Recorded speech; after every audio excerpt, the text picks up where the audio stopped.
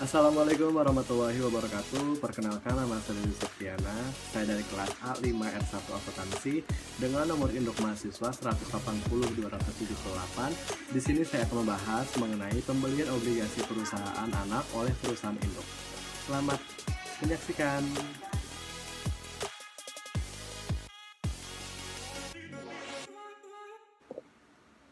Baik, langsung saja. Obligasi.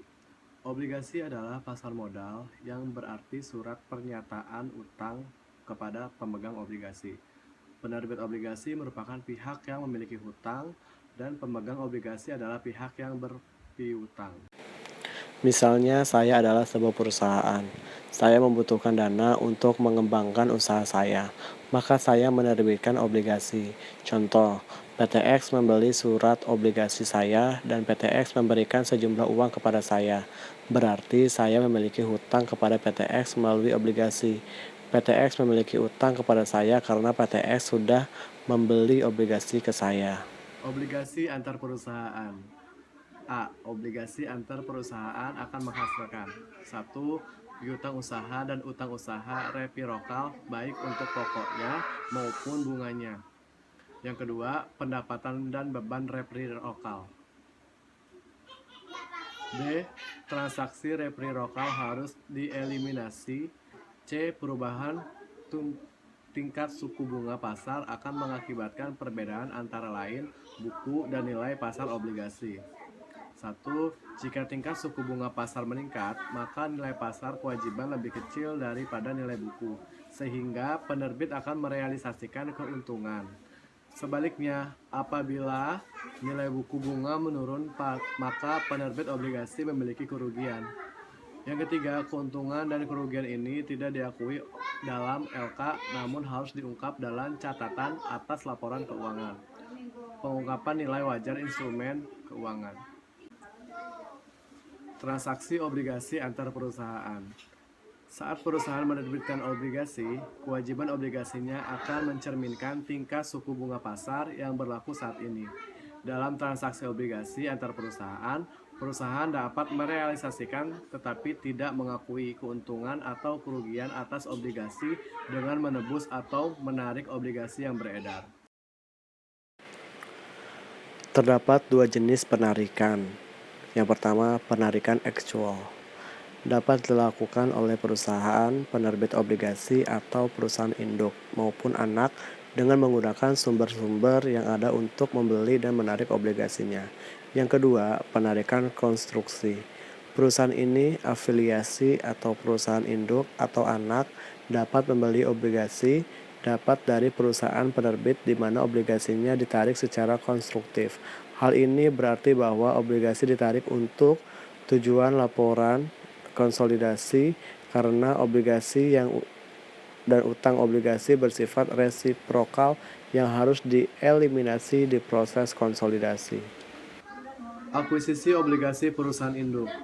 Perusahaan anak menerbitkan obligasi, kemudian obligasi yang beredar dibeli oleh perusahaan induk melalui pasar obligasi. Contoh, PT Anak adalah perusahaan anak yang dimiliki 80% oleh PT Induk. PT Anak menjual obligasi kepada publik dengan nilai nominal 1 juta rupiah, berbunga 10% dengan jangka waktu 10 tahun pada nilai nominalnya pada tanggal 2 Januari 2016. 1 tahun kemudian, 31 Desember 2016, PT Induk membeli obligasi tersebut sebesar Rp100.000 dengan harga beli Rp104.500 melalui pasar obligasi. Jurnal yang harus disusun. 1. PT Induk menyesuaikan laba investasi dan akun investasi per 31 Desember tahun 2016 untuk mencatat kerugian konstruktif karena untuk menarik kembali obligasi sebesar Rp100.000. PT Induk membayar lebih besar yakni Rp104.500 namun tidak diakui seluruhnya karena yang menjadi kewajiban atau hak atas keuntungan atau kerugian PT Anak hanya sebesar proporsi kepemilikan PT Induk di PT Anak, yakni 80%. Sehingga kerugian konstruktif yang diakui PT Induk hanya sebesar Rp4.500 dikali 80%, yaitu Rp3.600. Jurnalnya, laba dari PT Anak pada investasi pada PT Anak senilai Rp3.600. Yang kedua, mencatat kerugian dan mengeliminasi jumlah resiprokal investasi dan kewajiban obligasi. Jurnalnya, kerugian atas penarikan konstruktif obligasi sebesar Rp3.600, utang obligasi sebesar Rp100.000 pada investasi dalam obligasi sebesar Rp103.600. Obligasi perusahaan anak dibeli oleh perusahaan induk. Dalam ilustrasi bagian ini bahwa perusahaan anak adalah perusahaan afiliasi penerbit dan penarikan konstruktif obligasi mengakibatkan kerugian bagi entitas konsolidasi. Pro Corporation memiliki 90% saham biasa berhak suara Sky Corporation kepemilikan. Pro pada Sky tersebut dibeli beberapa tahun yang lalu. Pada nilai bukunya seharga Rp9.225.000, modal Sky adalah 10 juta dan laba ditahannya adalah $250.000 pada tanggal akuisisi. Menggunakan metode ekuitas, Sky melaporkan laba bersih sebesar $750.000 pada tahun 2007 dan Pro menghitung labanya dari Sky sebesar $459.000 sebagai berikut.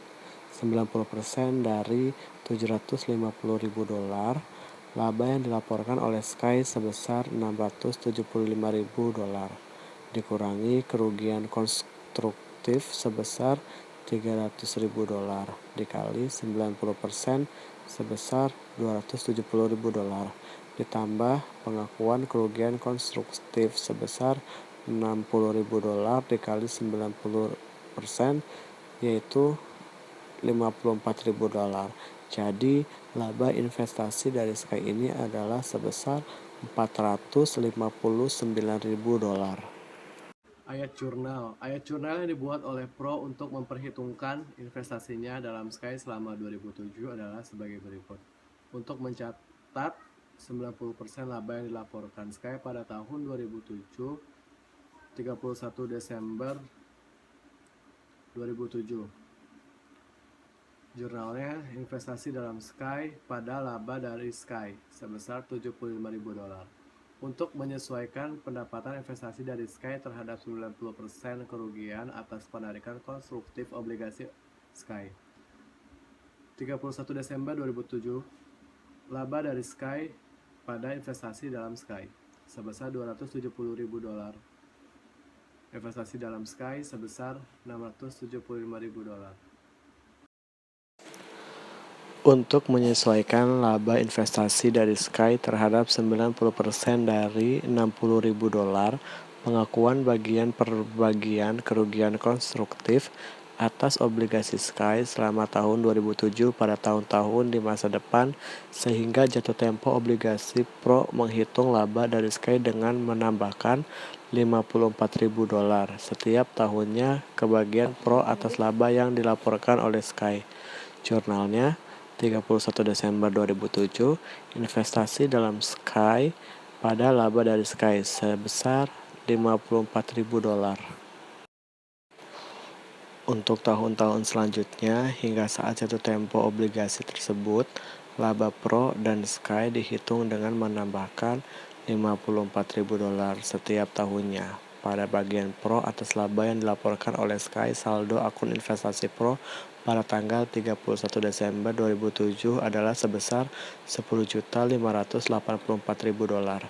Saldo ini sama dengan nilai buku tercatat investasi Pro pada Sky pada tanggal 1 Januari 2007, ditambah dengan laba investasi dari Sky untuk tahun 2007 sebesar $459.000, investasi pada Sky tanggal 1 Januari 2007 sebesar $11.250.000 dikali 90% sama dengan $10.125.000. Tambah laba Sky sebesar $459.000, investasi pada Sky 1 Desember 2007 sebesar $10.584.000. Kerugian konstruktif sebesar $300.000 atas obligasi antar perusahaan tampak dalam laporan laba rugi konsolidasi tahun 2007.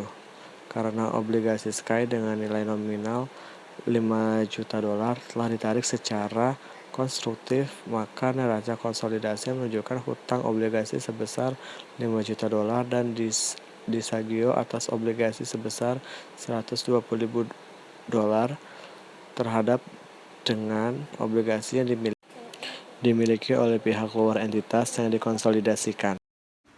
Baik, itulah pembahasan materi dari saya. Terima kasih kepada teman-teman yang sudah menonton, komen, like, and subscribe.